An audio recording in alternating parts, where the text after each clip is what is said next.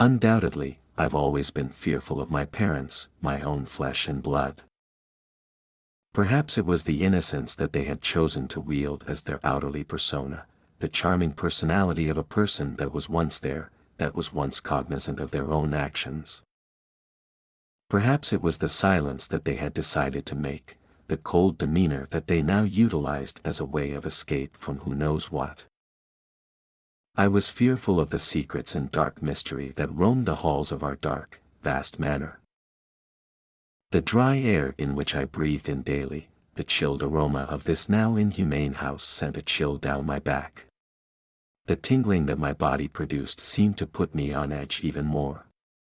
My skin was crawling for the most curious of reasons, and I had no idea why.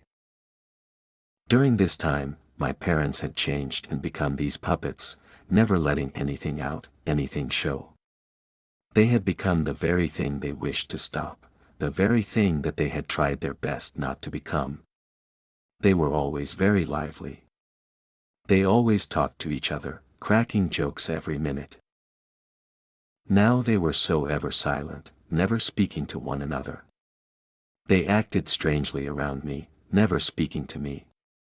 It made me curious about the thing that had caused this to become. The exact thing that had caused this to happen. It also made me angry with the way they were treating me. It made me feel a rage that I had never felt before. Why must they shut me out? Why must they treat me like such dirt? They treated me like I wasn't there, like I wasn't right in front of them. I didn't understand where this was coming from. I didn't understand what was going on. I watched them at the table, my parents seated there before my form, an empty look that swirled within their dark gaze. They made no effort to look back at me. They made no effort to talk to me. I didn't know what to do. I didn't know who to talk to. How could I get my old parents back? I wanted them back. I wanted them to replace these cold-hearted ones. I wanted the life I had before. I wanted to talk to them again. A sudden shrill interrupted my meal, causing me to jolt in surprise. I could hear the strident, ear-piercing siren of a police car. The sound got closer and closer to my line of hearing, my body on the edge of my seat. Perhaps they had finally come to ask me about the sudden change of my parents, or maybe even take them down to the station for questioning. Maybe a person finally filed a complaint, worrying about my parents' absence in the social scene they'd always seemed to be caught up in. The sudden banging of my front door caused me to scramble to my feet, shuffling towards the sudden sound. My face sported a confused look, but my body was confident in my actions. I was confident in how this was going to play out.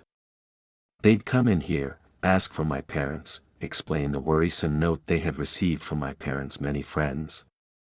Then all would go back to normal and we'd continue on with our meal.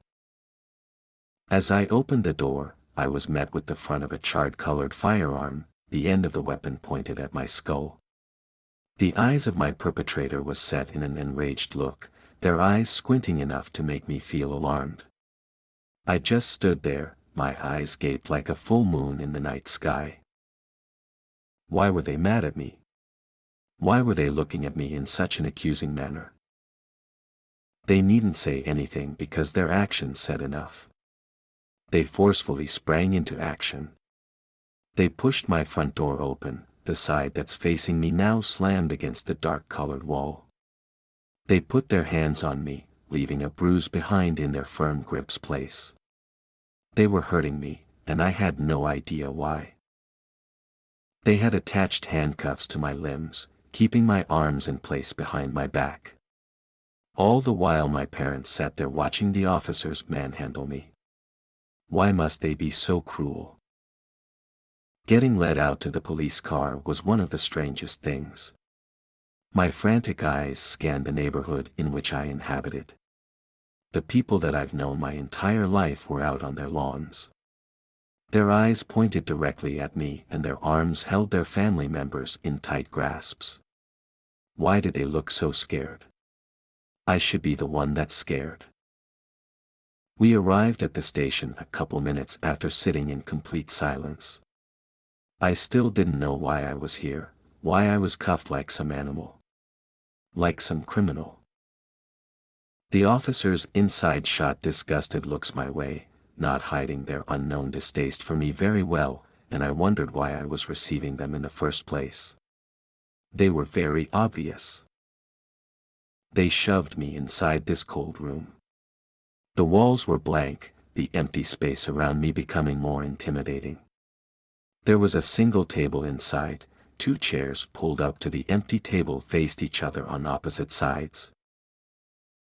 The officer that had come in began asking me these very specific questions about my life, my family, any issues in my past, any needed anger management, any mental illnesses that ran in the family. The questions soon went south, now focusing around violence and homicide.